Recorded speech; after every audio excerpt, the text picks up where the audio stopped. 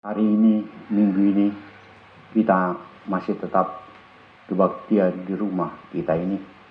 Kita belum bisa masuk ke gedung gereja sebagaimana kebiasaan.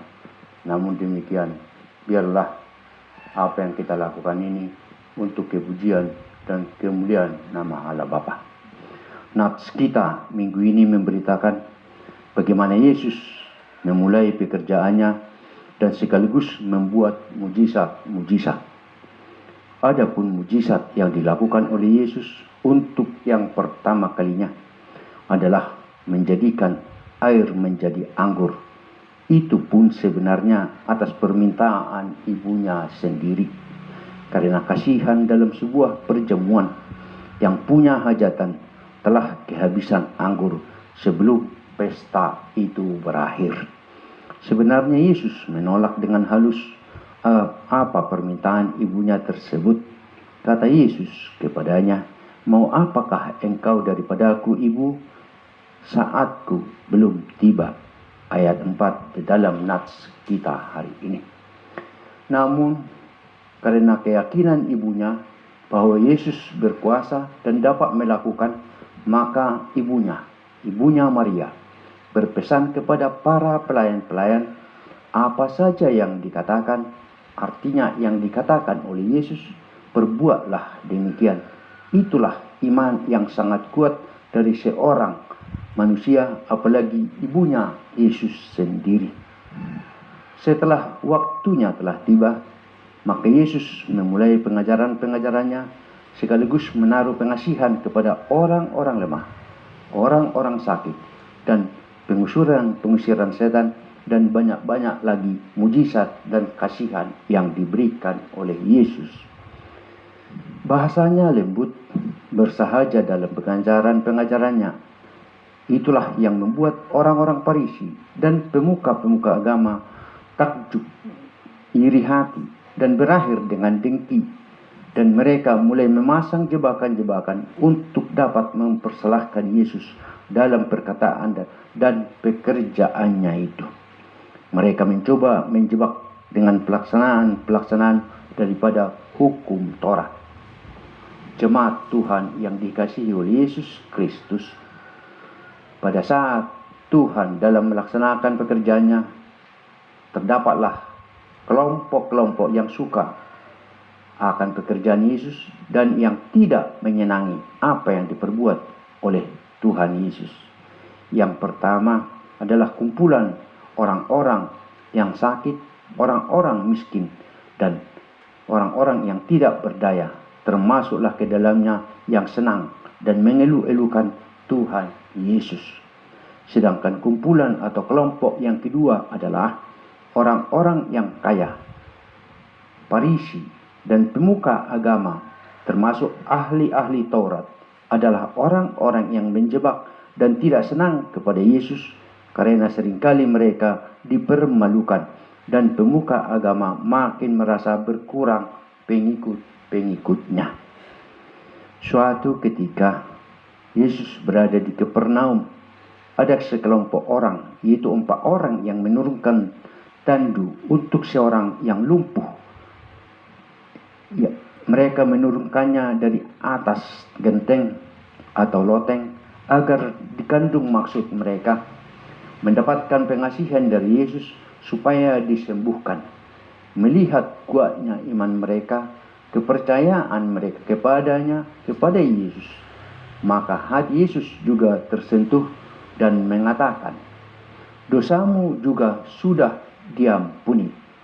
Maka di samping kelumpuhan yang sembuh, juga dosanya juga terampuni. Mendengar perkataan Yesus dengan kata-kata dosamu juga diampuni, maka di situ ada beberapa ahli Taurat berpikir dan sinis berkata di dalam hati mereka masing-masing, "Mengapa orang ini berkata begitu? Ia menghujat Allah. Siapa yang dapat mengampuni dosa selain daripada Allah itu sendiri?" Markus 2 ayatnya yang ke-7. Pada saat itulah sebenarnya Yesus dengan terang benderang mengatakan bahwa Dia adalah Allah, Dialah anak Allah itu sendiri.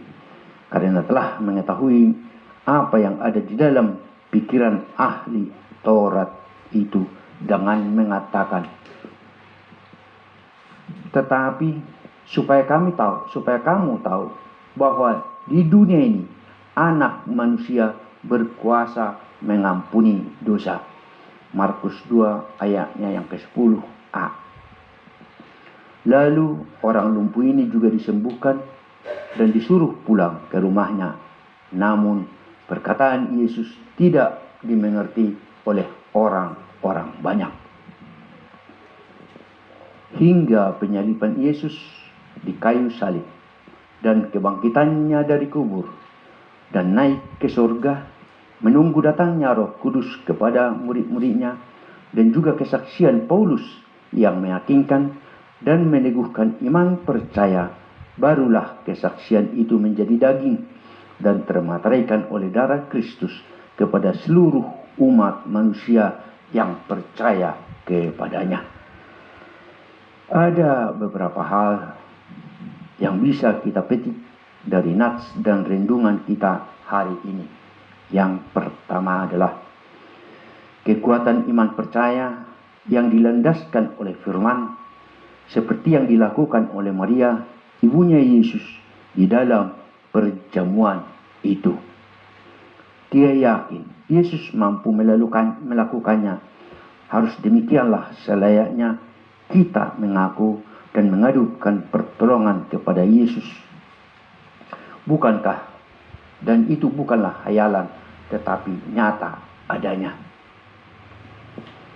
Kita yang telah mengenal Yesus haruslah, nomor 2, kita yang telah mengenal Yesus haruslah berserah kepadanya yang dapat menyelamatkan kita. Walau saat ini roh dan iman kita lumpuh, sakit, dan dikuasai roh kedagingan, akan disembuhkan oleh Allah. Bahkan bonus yang disediakan buat kita akan lebih besar daripada hadiah utamanya, yaitu kesembuhan daging itu sendiri. Pengampunan dosa kita, asalkan kita dengan tulus berserah kepadanya. Sebab Allah telah berfirman, dari dalam gelap akan terbit terang. Ia juga yang membuat terangnya bercahaya di dalam hati kita, supaya kita beroleh terang dari pengetahuan tentang kemuliaan Allah yang nampak pada wajah Kristus. 2 Korintus 4 ayatnya yang ke-6. Yang ketiga, Tuhan mengetahui isi hati seseorang walau tidak diucapkan, sebagaimana Yesus mengetahui isi hati orang ahli Taurat itu, yang mengatakan dalam hatinya, siapakah orang ini yang bisa mengampuni dosa seseorang? Bukankah pengampunan itu hak Allah? Makanya buat kita yang hidup yang pada masa ini adalah memohonlah kepada Tuhan, kepada Allah dengan doa dan pujian. Walau lidahmu keluh, walau hatimu berantakan, walau tidak enak didengar oleh telinga, namun Allah mengetahui dan akan menggenapinya indah pada waktunya, disertai bonus-bonus lainnya yang malah kita tidak minta. Bahkan dosa kita juga diampuninya. Luar biasa Tuhan kita, bukan? Untuk kesempurnaan hidupmu, maka berdoalah dengan tulus senantiasa. Amin. Mari kita berdoa.